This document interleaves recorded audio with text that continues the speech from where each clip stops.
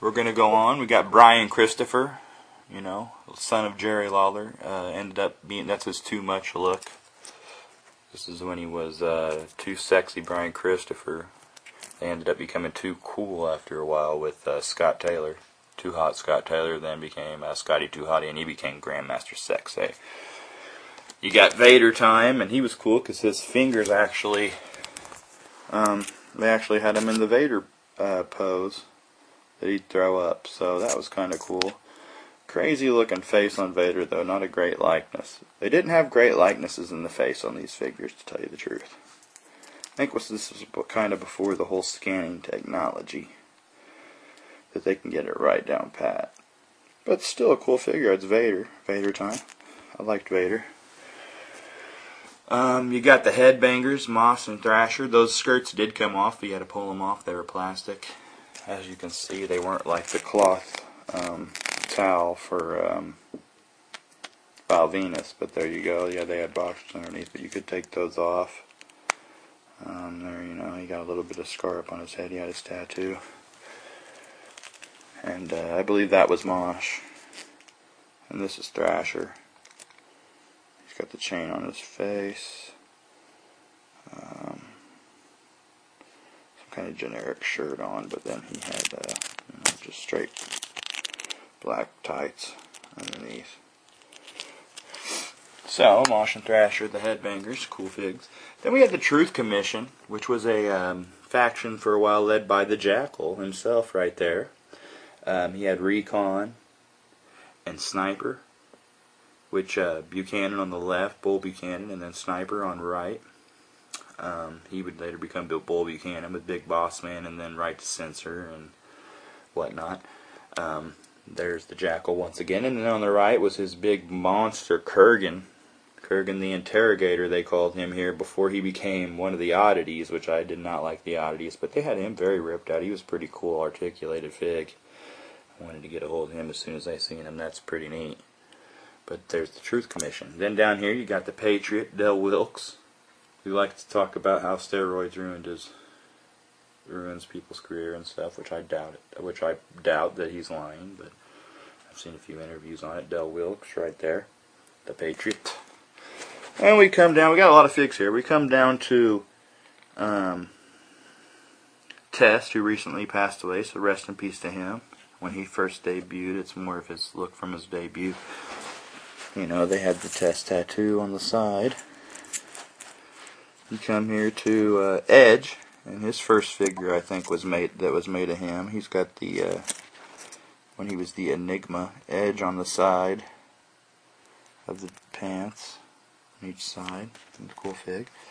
Come over here to Psycho Sid. I don't think this was actually made for him, but he always wore that to the ring, so I just put it on him. It looked cool. I'm talking about the vest. But there's a Psycho Sid variation they made for Jax. Must have been in '95 right before he left, I'd say. He's got a little black on his head there. Come over here, another one, rest in peace too. Crush. This was his Jailbird gimmick that he had when Clarence Mason was his manager, and I should have put him up in the Nation group too, because he was in the Nation of Domination, the original, with Farouk and PG-13 and whatnot. But there is Crush. Then you come over, and I put him in this group because this is DOA. You got a 8-ball here, and then they made a variation of Chains, who was also the Underfaker, the fake Undertaker. So I always thought that was kind of cool. They even put went as far as to put, you know, Kona on the back of the jackets because Crush was from Kona, Hawaii. So he said, you know, this was their bike group, DOA. You couldn't even see it with his hair there, but it's on there. So there's DOA. Then you've got Ken Shamrock, the UFC turned wrestler, turned back UFC. Ken Shamrock. His first figure they made of him. I think we had another one, but I haven't seen it. They had him in blue tights. Then we come over here to, we had even ladies released in this series. We got Sable right here, who I had along with Wildman Mark Marrow, which was her husband. As you can see here, Wildman Mark Marrow, Wildman on the back. before he became, you know, the TKO Wild Man. But there's a version of Sable and just whatever. I mean, I think these were more like, you know, they didn't have the greatest face variations, but they were still good, you know. They had a version of Sable. Couldn't really wrestle with her or anything because it was just a stationary hard plastic. You couldn't move the legs or anything. Then we come on to a version that I have of, he's broke actually. His neck was, I found out a few of these are broken at the head. And there he is, Flash Funk. He came with a funky blue hat. As you know, that's Too Cold Scorpio as well. He was a cool figure I liked to use. That's probably why his head's gone. But they did a good job on the sculpt for this figure. Very better job and easier to wrestle with these figures than the Hasbro line were. That's why I was a fan of them. I was like, wow, I wish I had these when I was young. So I had to get some. But there's Flash Funk. Then I've got two variations, a Signature Series and a regular version of Triple H. That's the Signature Series right there on his pants. And this is the regular version. I'm starting to get a pile here instead of going along. Back down here we've got Dude Love variation. Everybody loves old Dude Love, one of the many faces of Foley. One of the three faces of Foley. So there he is, Mick Foley. That's Dude Love. Now going down here we have the lovely Marlena, along with her ex-husband, Goldust. There was when he had. So yeah, there is the Two-Face gimmick that he had, that they were kind of going off of a gimmick where he didn't know, he was kind of having problems, you know, telling himself from Goldust. I guess that's what the whole deal was. And here is the Goldust Signature Series figure that we had, and he is in full Goldust makeup. He had a wig that he came with. Both these figures did, and we have lost the wigs. Now we're going on to some with some accessories with them, and you have the Help Me Al Snow. This fig was looked down upon because people said it featured a severed woman's head in the package. Obviously, they didn't watch the episode, even watch wrestling, because this was not a severed head. It was a mannequin head, but they did not like it and had him pulled off the shelves.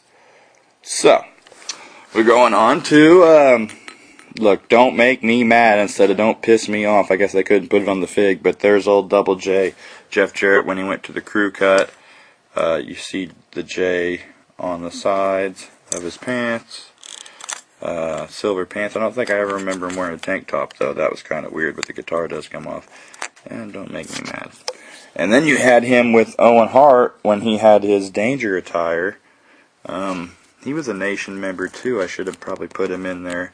Everybody remembers when Jason the Sensation came out and just totally bombed on him as an imitation with DX. But there's Owen, rest in peace to him. We all know him, and I'll get a lot more to him later on in another video. There's Owen again.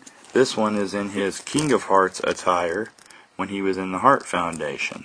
As you can see, the Slammy Award winner on the tights, and these were so much more detailed and, you know, I think towards more, they paid a lot more attention to detail on the Jakks figures.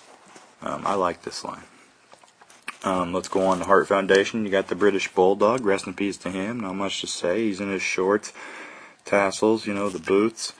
When he had the short haircut, that's kind of cool. Rest in peace to the Bulldog. He's right there. Then you have Bret the Hitman Hart's figure, you know, before he went over to WCW in the screw job. Kind of a strange look on the face with the hair all in his face and everything. I guess that's how it was, but, you know, did they really need to do that? I kind of like the Hasbro Bret Hart better. At least this time they did not make him wrestle with the shades on, so that's a plus. You can see good attire on this one. I'm sure they had a few variations. If we had a variation, we didn't go out and try to pick up another one, so I don't have a lot of variations, but if I do have a variation, I show you. Here is the Godwins, and I don't think both of them came with Pels and Lucky Horseshoe, but there's This one would be Phineas Godwin. And then the original, Henry Godwin, H-O-G, the hog farmer. They also called him for a minute there. They're both in their hats, and then their, he dropped his horseshoe, and their overalls with the shirts. I like the Godwins. Actually, I was a Godwin fan, to tell you the truth. Some cool figs, too. Henry and Phineas. He would later on become Midian in the ministry.